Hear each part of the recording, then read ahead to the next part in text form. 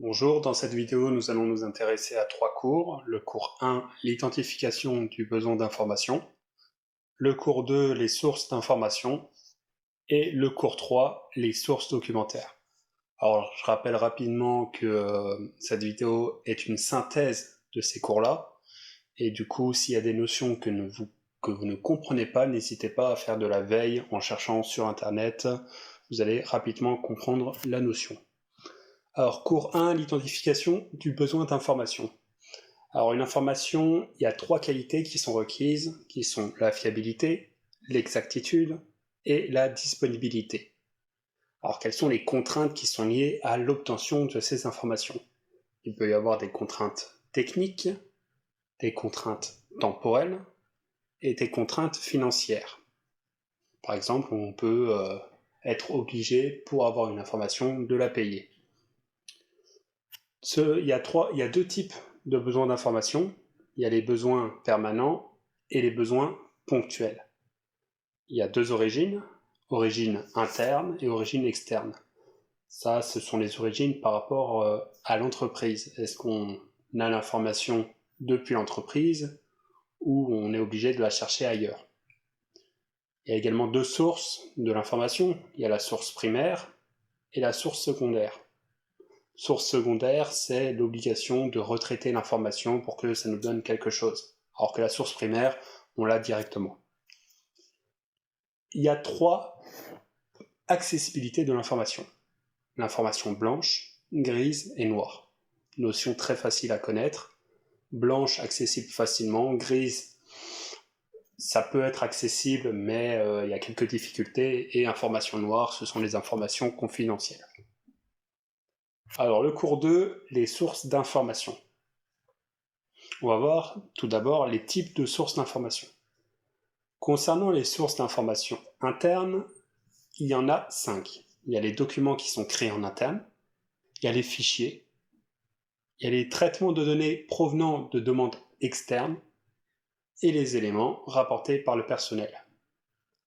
Concernant cette fois-ci les sources d'information externes, nous avons les partenaires, fournisseurs, clients, les sources institutionnelles, les experts, comme experts comptables, les réseaux personnels, les fournisseurs professionnels d'information, tout ce qui est médias, et les manifestations.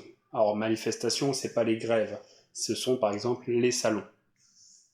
Concernant la qualité des sources d'information, nous savons la fiabilité de l'information garantie par sa source, et là, on va distinguer encore cette fois-ci les sources internes et sources externes.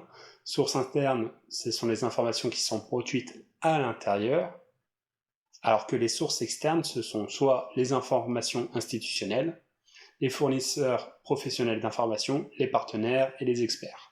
Donc là, nous venons de parler de sources qui sont garanties. Donc il n'y a pas besoin de faire de réel contrôle sur ces informations, même si c'est toujours mieux de contrôler le plus possible.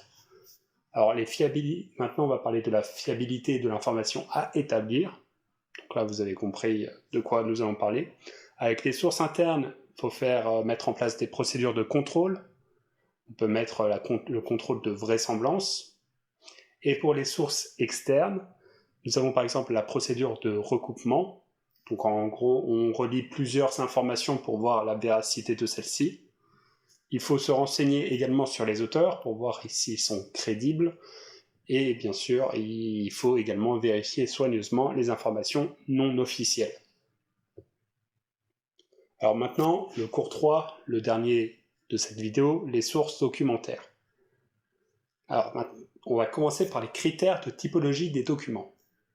Déjà, quelle peut être la nature du document? Soit c'est un document écrit, soit c'est un document sonore, soit c'est un document audiovisuel.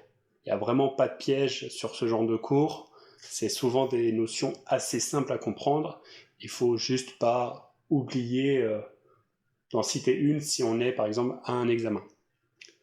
La nature du support. Il y a trois types. Support papier, support analogique, ou par exemple les cassettes, et les supports numériques. Il y a deux modes de consultation du document, soit c'est direct, soit c'est indirect. Niveau diffusion du document, soit c'est un document commercialisé, soit un document non commercialisé. Et pour la périodicité de diffusion, soit c'est monographie, soit c'est périodique. Périodique, c'est une revue hebdomadaire. Monographie, c'est vraiment sur un instant T. Alors les sources documentaires et modes d'accès pour le grand 2. Alors les types de sources documentaires, nous avons soit la bibliothèque, physique ou même numérique maintenant, soit Internet et le web. Alors quels sont les modes d'accès de ces différents documents selon que ça soit bibliothèque, soit via Internet et le web? Pour la bibliothèque, il y a des catalogues qui sont faits, et après ça peut nous indiquer quelle est la cote sur le livre, et comme ça permet de le retrouver facilement, ou bien sûr avec l'indexation qui sont exprimés sous forme de mots-clés.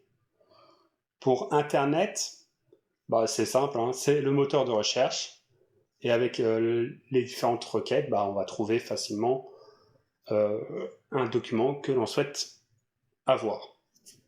Maintenant, dernière partie de ce cours, les avantages et inconvénients des sources documentaires. Alors, pour maintenant, critères de sélection, la bibliothèque. La bibliothèque, qu'est-ce qu'on peut dire dessus? Il y a le catalogue qui facilite la recherche, il y a normalement une bonne qualité de la source, et il y a une facilité du repérage.